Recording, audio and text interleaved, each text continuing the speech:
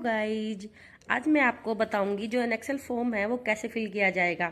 इसमें देखिए जो ये पहला चरण है, इस पहले चरण में 5 दिन जो हमने अवलोकन किया है उस अवलोकन में 10 में से हमें नंबर मिले हुए हैं जो 46 नंबर मिले हैं आउट ऑफ 50 में से।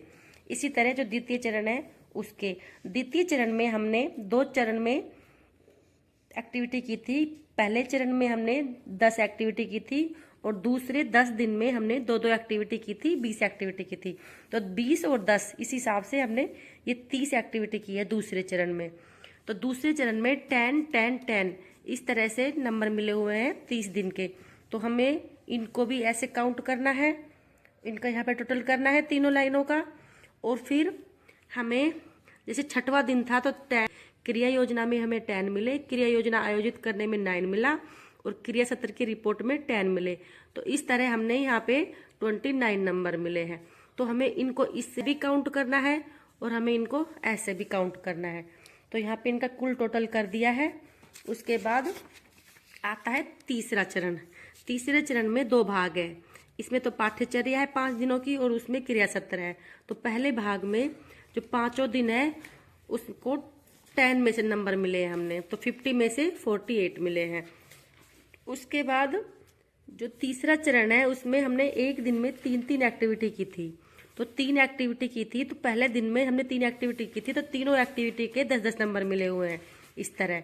तो हमें इनको ऐसे भी काउंट करना है और इनको ऐसे भी काउंट करना है 5 दिन के। तो ये पहला, दूसरा, तीसरा और चौथा दिन हो गया और उसके बाद ये 5वां दिन आ गया। तो हमने इनको ऐसे भी काउंट किया है और ऐसे भी काउंट करना है। तो कुल अंक मिले हैं इस हिसाब से। तो फिर जो तृतीय चरण के कुल अंक हो गए कै और ख, क्योंकि तीसरा चरण था उसके 2 भाग थे। तो 2 भाग में, एक में 48 और एक में 421 नंबर, तो कुल टोटल हो गए 469 नंबर। इसी तरह उसके बाद जो ये कुल अंक है ये 50 और 900 और 500 ये प्रथम चरण के हैं, ये द्वितीय चरण के और ये तृतीय चरण के। तो ये 1450 में से हमें कितने नंबर मिले हैं? तो 1450 में से हमें कितने मिले हैं? 46 × 859 और ये नंबर मिले हैं। तो कुल टोटल कितने मिले? 1374। फिर हमें इनको 30 से मल्टीप्लाई करना है, तो ये परसेंटेज निकालेंगे 28.43% आएगी। तो आई होप आपको ये वीडियो समझ में आया होगा। जो ये कैलकुलेशन है ये अच्छे से समझ में आ गई होगी। आपको यहाँ पे 30 से ही मल्टीप्लाई करना है, 70 से नहीं करना है। ये नई गाइडलाइंस के अनुसार बताया गया है।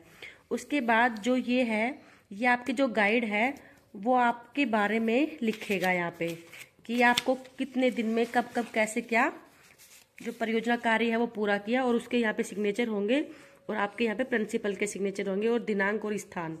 Okay, thank you watching this video.